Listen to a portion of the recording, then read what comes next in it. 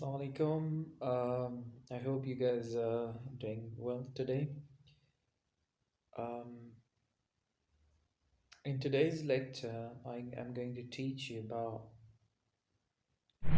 the connectors linking words for writing task 1 and task 2. This is going to be a very important lecture for you all. So you have to look at and you have to listen carefully, okay?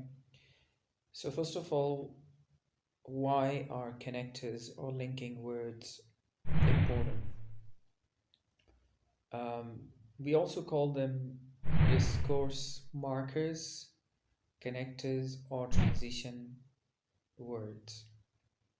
Okay, so when you want to have a natural flow in your writing, the smooth flow of your writing, you need these kind of connectors, both in written and spoken English, in order to be more fluent and coherent. Okay, so in short, they make the paragraph clear, they provide cohesion to the written piece, right? They connect sentences together, they aid more information to a point, they help in expressing opinion or purpose, um, and they are excellent grammatical and stylistic tools that make your writing a speech clear and keep it fluent and cohesive, right? The significant difference between linkers in the speaking and writing task is that the writing linkers are more formal. So, how to correctly use connecting words for IELTS? Um, Avoid overuse, use them accurately, and then have a variety. Replace with linkers in your speaking test, right? So we have these kind of linkers, and then we have some connectors to use in most questions, like and, or, but. But you can also say instead complex connectors.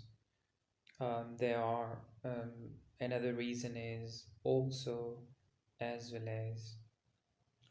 Then we have time phrases. If you need to describe time in your speaking task, you can use any of the following linkers: at the moment, at present, now, these days, nowadays, before, back in the day, years ago, at that time, then, when I was little. Then we have also some connectors for causes and solutions. So we use because, right? I suppose the best way to deal with this problem is the main reason is one way to solve this could be, right?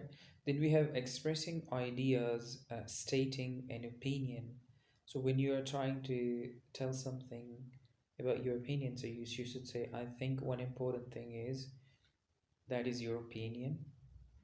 I suppose the main difference is that in my view, I believe that. And then we have giving examples, for instance, like, for example, and such.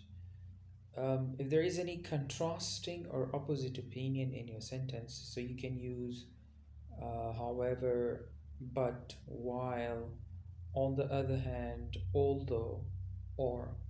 And when you want to agree or express disagreement, so you can say, I couldn't disagree more. I can't agree with that. I quite agree that. And you can also say will as a signpost, and then you say exactly. Then we have some signpost words, signposts to begin speaking, signposts to generalize, and signposts to give examples or details. So you can start with to begin with, you know, signposting words and phrases will help guide the examiner through the information. So you should say to begin with, however, unfortunately, similarly, nonetheless, fundamentally, incidentally, furthermore. So these are all the signposts that will give the direction to the examiner. So these were some linking words for your speaking part. Okay, I hope you enjoyed this and I hope you understand everything that I said.